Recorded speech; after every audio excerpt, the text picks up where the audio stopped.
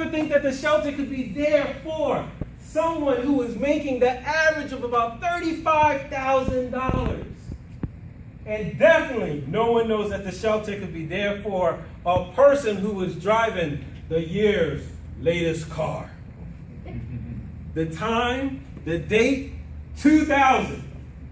Y2K, and for those of us that are old enough to remember, people were either on two sides of the fences. Either you were like, wow, the new millennium, the start of a brand new life. And then you had some others who were really paranoid, okay? And they came from two thoughts. One was, the earth is going to end. The world is coming to an end. And the second was that financial institutions with the Y2K bug was going to crash. Well, just in case you didn't know, that did not happen to most people. But definitely that year 2000, it happened to me. Not only would I be facing a situation for the new millennium, okay, of where my world would feel like it's coming to an end. And the financial institution of Henry and Henry, okay, was going to crash abruptly. You're going to find out the word "to" is really important to me. Because in that year of 2000, I found out that my two roommates who I was living with, because we were in a 2-story townhome, beautiful townhome, okay? Living in California, you can imagine the rate, but we were paying about $1,200. Not bad when you divide that by 3 people. That's only $400. But abruptly, just a couple of weeks before the lease was going to end, my two roommates said, we're going back to New York. Leaving me in a situation where how am I going to pay for $1,200 rent? Okay, or at least be able to find roommates that can help me. And at the same time, coincidentally, I lost not one job, but 2 jobs within the same month. Who would have thought? I was working as a teacher for the Welfare to Work program, where we were helping women who were on public assistance find jobs so they could leave the system. My second job is that I was working as a tutor for Silver Learning Center. I'm not too sure if many of you are familiar with that, but it's a tutoring service. Well, many parents just said, we're not paying that money, okay? The child could go and get tutoring at the local school. So therefore, that contract dropped. And here I am in a situation where, wow, I'm going to have to live in my car. And I just thought it was so funny how life could be. Like, I'm helping people find jobs so they can find a home. And here I'm in the same situation as them. Many people that we serve and who you serve already, I just want us to just realize, they don't wake up one day and just say, hey, I'm going to be homeless. You know, certain things happen in a current life where you just do not plan or you just do not expect. What I call the perfect storm. And that's what I was going to go through, the perfect storm. No way to afford the rent. Lost both jobs at that same time. Everyone was leaving. So what I chose to do, though, is that I try to have a good attitude about it. I said, you know, I'm just going on forced vacation. You know, that's it. I'm just going to go. People go in campers all the time and drive around. I'm just going to go take my car and park it in many beautiful places in California. That's what I'm going to do. Okay? But just like with every vacation, it costs money. Okay? Ask my wife. Since we've been married, we've been trying to get to Disney World, right? And I keep telling her, boy, it's going to take magic for our family to visit the Magic Kingdom. Okay? When you wish upon a star, right? It makes no difference who you are. Well, it makes a difference who you are. If you don't have the money, you ain't walking through those gates. But again, in that situation, I was just like, wow, you know, wow. But for the first couple of weeks, that's what I did. I went and I parked the car on Santa Monica Beach. Oh, this is life. Okay, go ahead and I drove to another park. By coincidence, it would be the park where I do ask my wife if she would go out with me. Okay, park there. But then when the money started running low, okay, I was in trouble. Okay, I was in trouble. And you know, I told you too, it was important for me because I was running so low on money, I could only have 2 items a day. Notice, I didn't say 2 meals a day.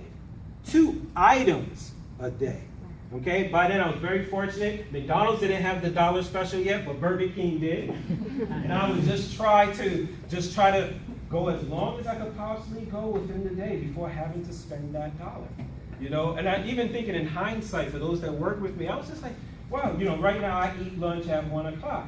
But thinking back in hindsight, it really might have been from this situation or why I could go so long without eating, because that's what I had to do in that situation.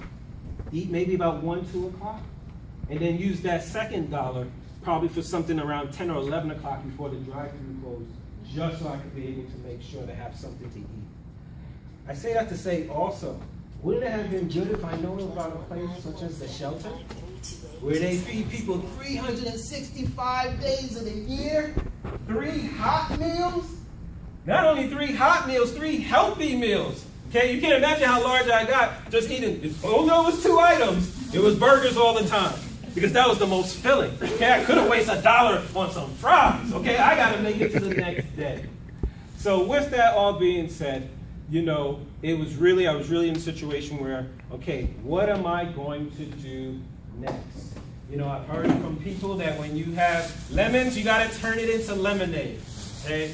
Another person once told me in the Mandarin language, the character for chaos, I think this is so interesting, is also the same character for opportunity. They use interchangeably. So I had to decide, how am I going to handle this situation? Another person once told me that when in crisis, you have to be creative. And I'm only saying that so that we can remember with those that we do serve. You know, even this Saturday with Jennifer, even listening to some of the stories that I heard this past weekend when we was at the shelter, many of the people at the shelter are very creative, okay? Because they were in survivor mode. And I say that never to look down at someone like, they don't know what they're talking. To have lived as long as they lived, or to have been in a situation they have been in before receiving assistance, means that they do care. And sometimes you're going to find people that feel overwhelmed and don't know what to do. It's like the story of 2 frogs that were hopping in the farm, and the 2 frogs hopped into a bucket of milk. One frog, just being overwhelmed, gave up and drowned. But the other frog just kept hopping, and just kept hopping, and just kept hopping. And soon that milk started to churn. And as he kept hopping, it became solid until he had something underneath him to hop out of his situation. Wow. Boy, wouldn't that be something if I knew about this shelter, where we have case management, where just to help people, not just be able to help the one part of shelter, but to help you get on your feet so you can do other things as well. So here I'm in a situation, what to do next? Okay, do I get shelter? Do I find a job? Okay, I want shelter, but I need money to get shelter. Most places you need a month and a half of security to be able to get a place. And I didn't have it. So now I have to find a job. But how do I find a job? I'm in my car. I have no computer. Okay, this is not the day of iPhones and stuff like that. I have no phone number. How are they going to call me back? Well, you know, sometimes, again, when you're in crisis, you have to be creative. Can anyone guess where it is I went to be able to, again, no iPhone, we had to look through the newspaper every day to be able to find a job? Any takers? Library. A library. Perfect place, okay? Now, don't want to share that if anyone becomes homeless so you should hang out, but that's where I hung out, okay? No one bothered you, nice chairs, sometimes they had complimentary drinks, okay? No problem. I'll go through the newspaper, okay? And that was fine. And then when I did call, okay, and I was able to put in a call for a place of appointment, okay, how do you think I had them call me back? Remember, this is 2000. Does anyone know what was around? Payphone. I know most people only know what a payphone is from Superman, but no, they did exist. Okay? And I would sit just like with this young lady sitting. I'll watch somebody on the phone like, someone could be calling me now for a job. Get off the phone! One day that call does come. one day that call does come, okay? And it's about this place that they were just hiring. I didn't care. Right now, this was not the time to have pride, even as a teacher, that I don't do that. No, anything, okay? And this was at a group home, a call for a job at a group home. So I go ahead, I look through the back of my car, I take out my wrinkled pants, my wrinkled top, and wrinkled shirt. By any chance, do you know what happens when you hang up wrinkled pants or wrinkled shirt in a car? Do you know what happens the next day? It's still wrinkled. It's still wrinkled. No shit. I went to bed hoping something would be. But that day I did.